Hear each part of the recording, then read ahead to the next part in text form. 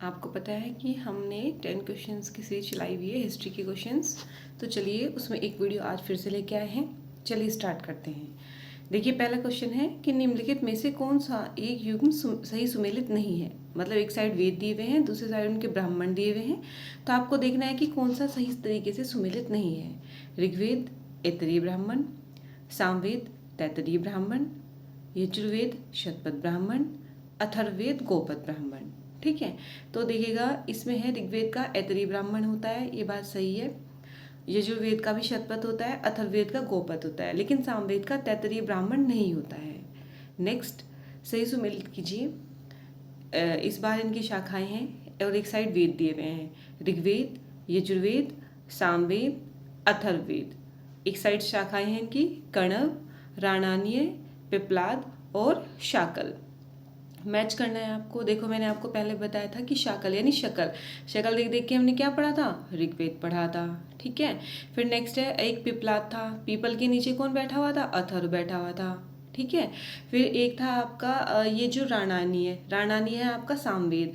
तो ऐसे याद रख लेना कि शाम के टाइम राणा क्या करते हैं, शाम के टाइम वेद पढ़ते हैं।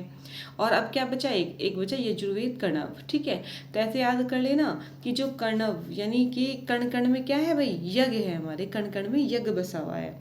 तो ऋग्वेद हमने शक्ल देख के पढ़ा, और यजुर्वेद यानी यज्ञ करते हुए कण कण में यज्ञ है। शाम के समय वेद राणा जी पढ़ते हैं, और अथर्व क्या करता है, पीपल के नीचे बैठता है। नेक्स्ट क्वेश्चन, ऋग्वेद काल का सर्वशक्तिमान देवता कौन था। तो ऋग्वैदिक काल के सर्वशक्तिमान देवता इंद्र थे। नेक्स्ट क्वेश्चन, ऋग्वेद के अत्यंत उपयोगी और साथ ही अत्यंत भयावह देवता के रूप में किसका अधिक बार आह्वान किया गया है। तो इसका आंसर है इंद्र। तो ऋग्वेद के अत्यंत उपयोगी और अत्यंत भयावह देवता माने गए हैं। क्वेश्चन नंबर 5, कौन वैदिक कालीन देवता पुरंदर के नाम से जाना जाता था। तो ये थे इंद्र। इंद्र कौन थे भाई, वैदिक कालीन देवता थे, पुरंदर के नाम से जाने जाते हैं। नेक्स्ट क्वेश्चन, राजत्व का देवी उत्पत्ति का सिद्धांत प्रथम बार पाया गया है कहाँ। तो राजत्व की देवी उत्पत्ति का सिद्धांत प्रथम बार उत्तर वैदिक साहित्य में पाया गया है। अब ये राजत्व की देवी उत्पत्ति सिद्धांत क्या है भाई, इसमें ऐसा माना जाता है कि देवताओं के बीच में और असुरों के बीच में संग्राम होता है।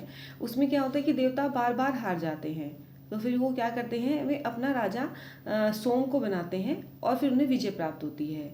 ऐसा लिखा हुआ है, और ऐसा कहाँ लिखा हुआ है, ऐतरेय ब्राह्मण में। ठीक है, ऐतरेय ब्राह्मण जो कि उत्तर वैदिक कालीन साहित्य था, उसमें ये लिखा हुआ है कि देवताओं में और असुरों में आपस में युद्ध होता है, जिसमें देवता हार जाते हैं और वो बार बार हारते रहते हैं। फिर वो अपना राजा किसको बनाते हैं, सोम को बनाते हैं, और लास्ट में वो विजय प्राप्त करते हैं। एक जगह इंद्र को अपना राजा बनाए जाने का वर्णन है।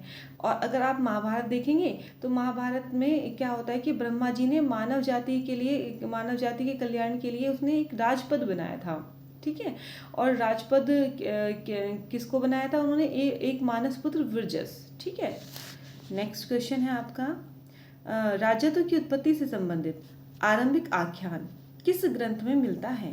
तो देखिएगा, वो तो ये पूछा था कि मतलब उत्तर वैदिक साहित्य था ऋग्वैदिक, इसमें मेन नाम ही पूछ लिया। तो वो कौन सा है आपका, जिसमें राजत्व की उत्पत्ति से संबंधित सिद्धांत मिलते हैं, ऐतरेय ब्राह्मण। नेक्स्ट क्वेश्चन, निम्नलिखित में से कौन सा ग्रंथ शिल्प व व्यवसाय की एक लंबी सूची देता है। शतपथ ब्राह्मण, अथर्ववेद, वात्सनीय संहिता या फिर तैतरीय अरण्यक। तो ये देता है आपका वात्सनीय संहिता। इसमें क्या है, ग्रंथ और शिल्प व्यवसाय की एक लंबी सूची बताई गई है। ठीक है, वात्सनीय संहिता में भी एक पुरुष मेध सूक्त है भाई, क्या है वहां पे, एक सेकंड में लिख देती हूँ अगर, पुरुष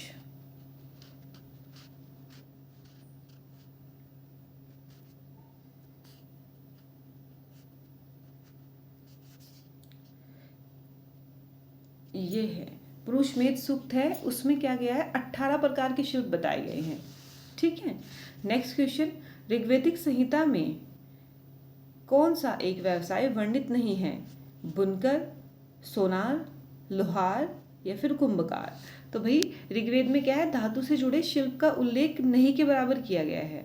ठीक है, बिल्कुल नहीं के बराबर है, लेकिन फिर भी उसमें किसका मिलता है, जैसे कि कर्म धातु करने वाले, स्वर्णकार, चर्मकार, कुंभकार, इन सब का उल्लेख मिलता है। ठीक है, तो उसमें क्या है, इसमें लोहार का उल्लेख नहीं मिलता, लेकिन बुनकर का मिलता है, सोनार का मिलता है, कुंभकार का मिलता है, लेकिन वहाँ पर लोहार का कोई भी उल्लेख नहीं मिलता है। ठीक है, ऐसे ये कोरिया शब्द याद रखना आप इसमें।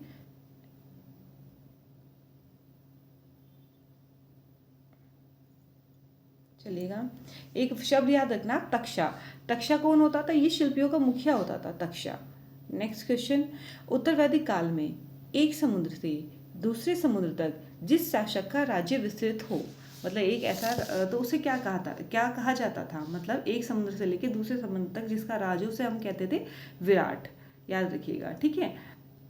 चलिएगा, ये हमने टेस्ट क्वेश्चन कंप्लीट करा दिया। आप इनको एक बार देख लेना, और अगर आपको पसंद आए तो चैनल को लाइक और सब्सक्राइब ज़रूर करें। Thank you.